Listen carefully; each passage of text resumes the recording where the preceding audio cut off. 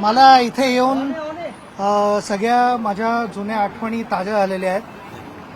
आठवत आहे मला या ग्राउंडवरती मी इथे जया आणि गोपाळचा जो वडापाव मिळायचा तिकडे मित्रांबरोबर बसून तिकडे आम्ही संध्याकाळी वडापाव खायचो प्रॅक्टिस नंतर. तिकडनं आता हा एवढा उत्कृष्ट जिमखाना झालाय हे बघून फार आनंद होतो. आणि बरेच जण इन्व्हॉल्ड होते, कमिटी होती, सगळे इन्व्हॉल्ड होते. आणि खास करून जेवढं मला आता इकडे कळलेलं आहे त्याच्यात राज ठाकरेजींनी पण भरपूर मदत केली.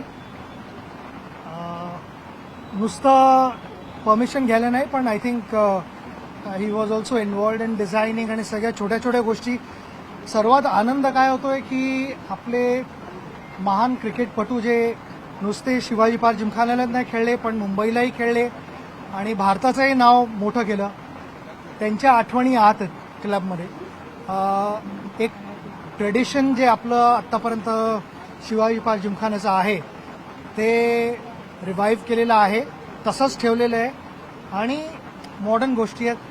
सर्वात इम्पॉर्टंट गोष्ट इथे मला बघून जो आनंद झालेला आहे तो मुलींसाठी इथे ड्रेसिंग रूम्स केलेले आहेत, चेंजिंग रूम्स केलेले आहेत. त्या मला वाटत नाही फारशा कुठे झालेल्या आहेत आत्तापर्यंत. माझी हीच एक रिक्वेस्ट असेल सगळ्या क्लब्सना आणि अथॉरिटीजना जे परमिशन देतात ते, की मुलींचं क्रिकेट आता पुढे जाते चांगलं. वेगवेगळ्या टुर्नामेंट्स इंट्रोड्यूस होत आहेत, तर मुलींसाठी चेंजिंग रूमसाठी तरी नक्कीच परमिशन मिळाली पाहिजे. नुसत्या शिवाजी पार्क जिमखान्या इथे आत त्यांना दिलेले आहेत परमिशन्स करायला ड्रेसिंग रूम्स.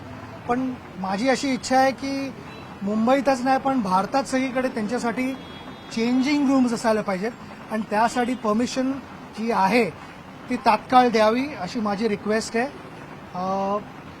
मला ऑलवेज वाटतं की चांगली जी एक थॉट प्रोसेस असते त्यानंतर रिझल्ट्स लागतात. तर हे एक मोठं एक्झाम्पल आहे इकडे की आहे ना, आपण म्हणतो की थॉट्स लीड टू ॲक्शन आणि action leads to good performances. तर पहिली इनिंग तर शिवाजी पार्क जिमखाना इथे खेळलेले आहेत. बाकीच्या सगळ्या मुलामुलींच्या हातात आहे की ह्याचा पूर्ण फायदा घ्या, मेहनत करा, प्रॅक्टिस करा. मुंबईचं, शिवाजी पार्क जिमखान्याचं, मुंबईचं आणि आपल्या देशाचं नाव मोठं करा. हीच माझी इच्छा आहे as a cricketer. Thank you very much. All the best. मला आल्यावर फार आनंद झाला. थँक्यू.